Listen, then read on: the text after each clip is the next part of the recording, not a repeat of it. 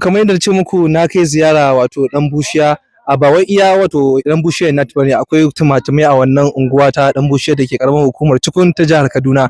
Yanzu haka a bayana da kuke ganin atisaye wannan kungiya ce ta Kaka United ko kuma ce Kaka FC Football Club da suke a fafata atisaye, kuma yadda kuke ganin su ga cewa matasa ne zalla suke fafata wannan atisaye, kuma bugu da ƙari a mako ranar Litinin za su buga wasan ƙarshe na wani wasa da za su fafata a KKB idan Allah ya kai mu. Amma ku biyo ni domin yadda za ku ji zantawa na da mai horar da su da kuma wato 'yan wasa da kuma wasu ƙalubale suka fuskanta a aikin horarwa da kuma nasarori da ƙungiya ta samu a daidai wannan lokaci.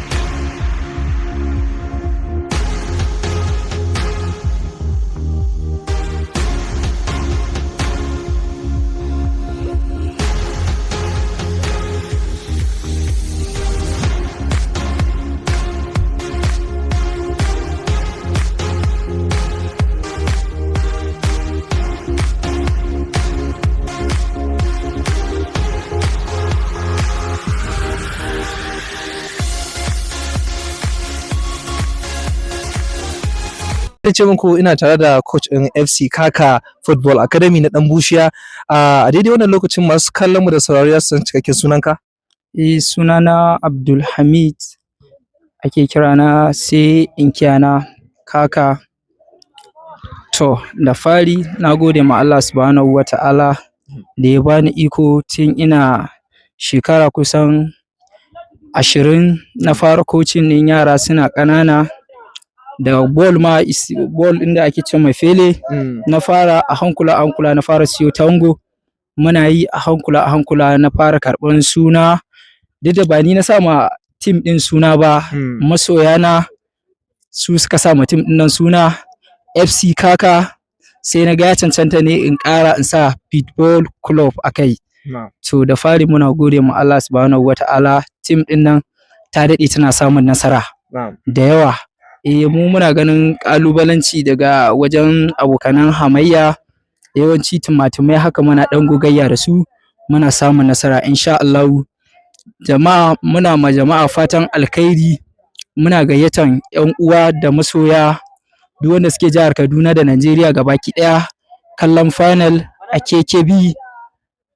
KKB filin bawa gaban firamare, muna gayyatan al'umma. To coach a daidai wannan lokacin zaka buga wasan ƙarshe, ya kake ganin wanda naga kun zo kuna ɗaukan horo? Wannan horon na ga na musamman ne, duk dai akan wannan final ɗin ne? Insha Allah akan final ne, kuma muna sa rai yaran mu insha Allah yanda ake ganin filoyi a Barcelona, Madrid, Manchester, Arsenal, muna sa rai insha Allah mu ma za mu ga yaran mu a wannan matakin suna taka rawan gani, saboda muna buƙatan hakan. To coach wani irin ƙalubale ka fuskanta don wajen haɗa wato yara na training daban-daban? Ka san ba yaran ka bane, yara ne daban-daban, ka fuskanci ƙalubale wajen haɗa kawunan su? Wallahi mun fuskanci ƙalubalance da yawa akan filoyi, jama'an gari yawanci 'yan uwan mu kwacawa akan filoyi, za ga muna ta cece kuce akan filoyi. Wa'insu namu ne, wa'insu ba namu bane, muke zuwa mu ɗauko mu zo mu haɗa don mu ga mun haɗa kawunan matasa, gudun rigima da wani hayaniya. Mu haɗa kawunan matasa mu zo mu fara ba su horo da atisayi don su samu abin yi, su samu sana'a, don ball sana'a ne. Muna ma Allah godiya kuma Allah ya ba mu nasara. To coach kai wani irin wato kocawa na nahiyar Turai, na san kana ɗaya daga cikin wanda kake kallon wato salon kocawan su, wani coach ne fi burge ka a cikin kocawa nahiyar Turai? To gaskiya muna gode ma Allah, ba zan manta da Zidane ba saboda shi jinin kofi ne, haka ni ma da nake Kaka Football Club haka nake jinin kofi. Insha Allah ina alfahari da wannan coaching Zidane, ina alfahari da shi kuma ina koyi da shi saboda shi jinin kofi ne. Na'am. Allah kofuna nawa ka lashe?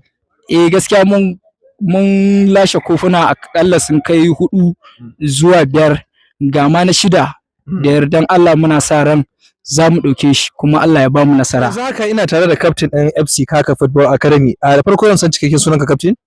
Abdullahi Dahiru. Na'am, to captain Abdullahi Dahiru, ya wani irin nasarori ne, wata irin gwagwarmaya ka dinga yi ne har ka zama captain ɗin wannan ƙungiyar ta FC Kaka?